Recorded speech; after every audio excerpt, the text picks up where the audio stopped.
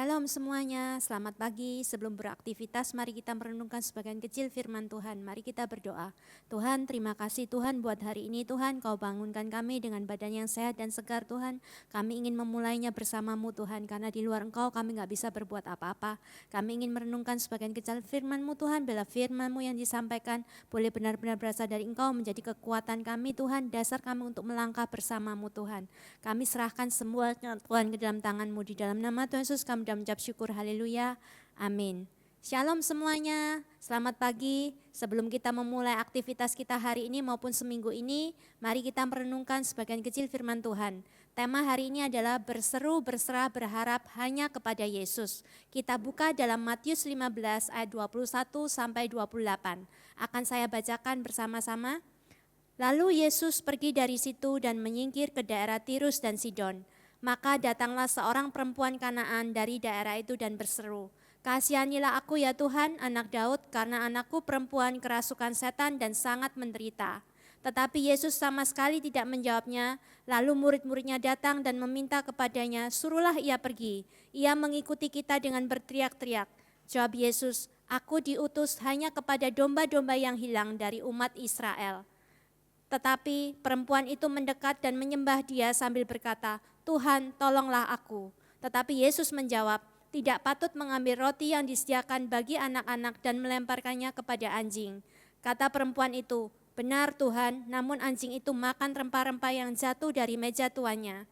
Ayat 28, maka Yesus menjawab dan berkata kepadanya, "Hai ibu, besar imanmu, maka jadilah kepadamu seperti yang kau kehendaki." Dan seketika itu juga anaknya sembuh.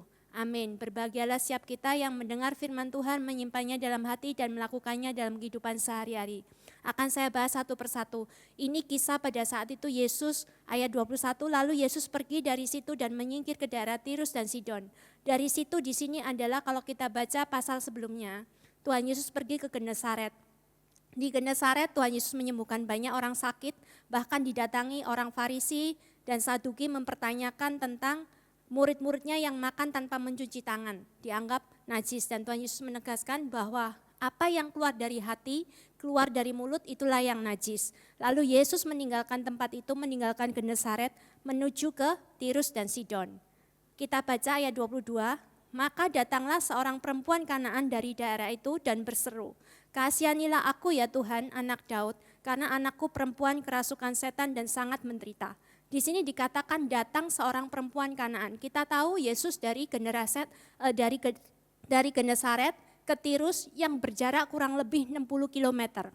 Pada saat itu tidak ada transportasi kendaraan seperti sekarang ini. Semuanya berarti dengan darat ataupun laut alias secara manual. Kita lihat bahwa perempuan Kanaan ini tinggal di daerah Tirus dan Sidon.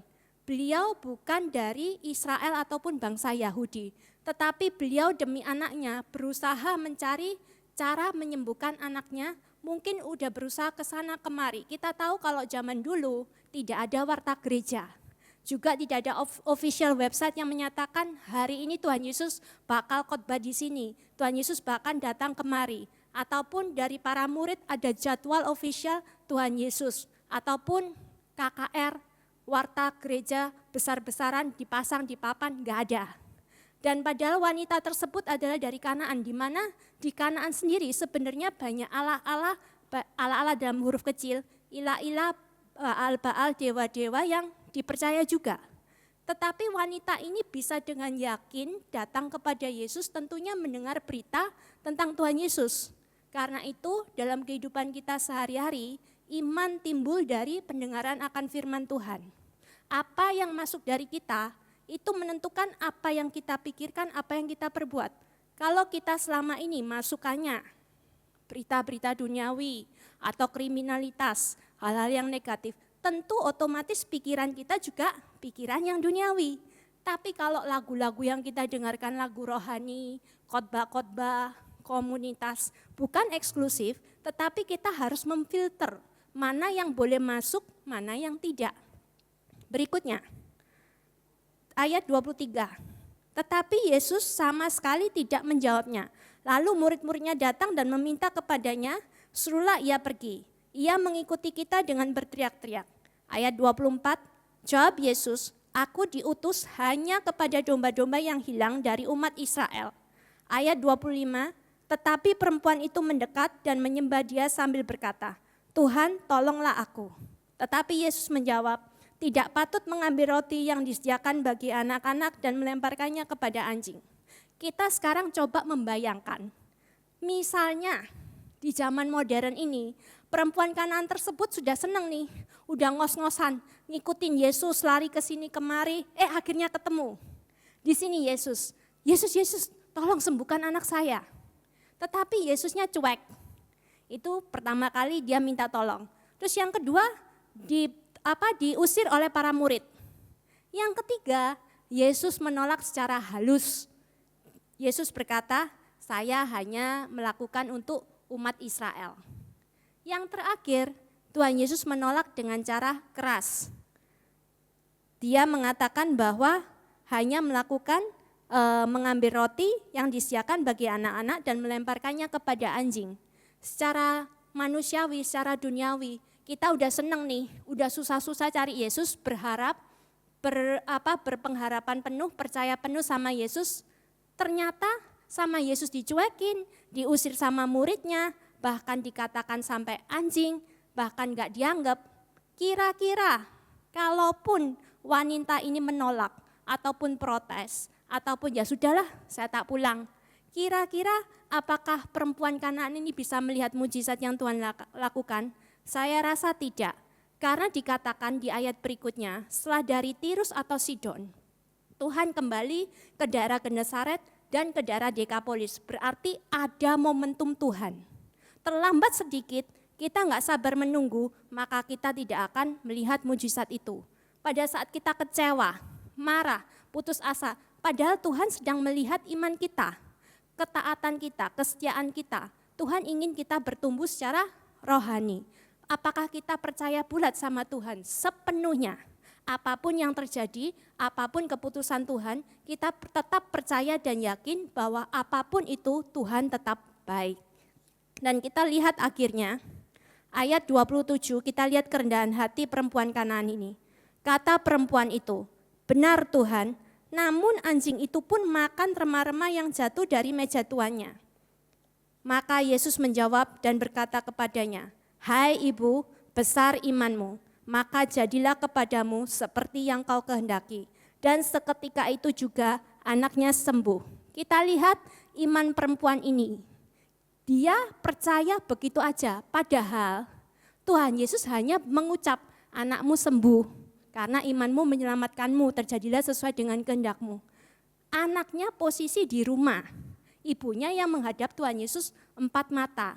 Selama ini yang dia dengar bisa aja kejadiannya mujizat itu terjadi 4 mata. Tuhan Yesus ada di tempat, korban ada di tempat, mujizat terjadi. Di sini berarti perempuan ini percaya bahwa Tuhan Yesus tidak terbatas oleh waktu dan tempat. Kalau kita dramatisirkan di zaman modern ini, bisa aja beliau berkata, Tuhan, bentar, tunggu. Anak saya di rumah, saya cek dulu ya, saya telepon pembantu saya dulu. Pakai handphone, Noni sudah sembuh belum? Oh iya sudah sembuhnya, silakan. Oh iya Tuhan sudah sembuh, makasih ya. Tapi apakah perempuan ini seperti ini? No, dia dengan yakin dan percaya langsung pulang ke rumahnya dan saat itu juga didapati anaknya sudah disembuhkan. Apakah beliau juga memaksa Tuhan? Loh Tuhan, anak saya di rumah, kamu ikut saya aja ke rumah, terus nanti ditumpangin tangan atau dipegang tangannya, anak saya sembuh. Karena saya lihat, saya dengar, Tuhan juga menyembuhkan orang-orang yang kerasukan setan juga modelnya begitu. Lah cuman ucapan kata doang apa bisa ya? Nah kita sering berdoa, berharap sama Tuhan, tapi kita tidak sabar menantikan Tuhan. Kita mengatur Tuhan dengan waktu kita, dengan cara kita, dengan maunya kita. Padahal Tuhan sudah tahu apa yang akan Dia lakukan. Tuhan sudah tahu apa yang bisa dilakukan untuk menyelesaikan masalah ini. Karena Tuhan berfirman, apapun yang kita hadapi tidak akan melebihi kekuatan kita. Kita sanggup, kita disanggupkan untuk melakukan segala perkara bersama Dia. Dalam hal ini, ibu ini bukan orang Israel. Dia tahu hanya dari cerita, tapi iman beliau sungguh sangat luar biasa. Mari kita semua, apabila saat ini kita sedang menantikan Tuhan, Jangan jemu-jemu berdoa, terus lakukan bagian kita. Sometimes kita berdoa untuk kesembuhan, tapi Tuhan kasih kita perintah ampuni. Loh Tuhan, ini kan enggak matching Tuhan, saya ini minta kesembuhan. Kok Tuhan ngasih instruksi ampuni, taat, lakukan. Tuhan sedang melakukan sesuatu, Tuhan tahu apa yang Ia perbuat. Rencana besar, rencana indah buat kita semua. Bagian kita percaya bulat, taat perintahnya, nantikan waktunya yang terbaik. Amin. Tuhan Yesus memberkati. Mari kita berdoa. Tuhan, terima kasih Tuhan buat firman-Mu hari ini Tuhan. Kiranya Engkau memberi kami Tuhan kekuatan, kesabaran Tuhan, pengertian Tuhan, pengenalan Tuhan akan Engkau Tuhan, cara kerja-Mu Tuhan. Tolong kami Tuhan merespon seperti yang Kau mau Tuhan. Sehingga kita boleh manunggal pada saat kami manunggal dengan Engkau Tuhan. Pada saat itulah Tuhan, mujizat-Mu dinyatakan Tuhan, kebesaran-Mu dinyatakan Tuhan, kemuliaan-Mu dinyatakan Tuhan. Terima kasih Tuhan, Tuhan Engkau tahu setiap anak-anak-Mu Tuhan yang mendengarkan baik secara riran maupun online Tuhan. Engkau tahu apa yang mereka alami, Engkau mengerti, Engkau peduli Tuhan. Engkau sediakan jalan keluar, bahkan Engkau beri pengharapan baru, urapan baru Tuhan untuk memulai hari yang baru, minggu yang baru bersama-Mu Tuhan. Terpujilah nama-Mu Tuhan, di dalam nama Tuhan Yesus kami mengucap syukur. Haleluya, amin.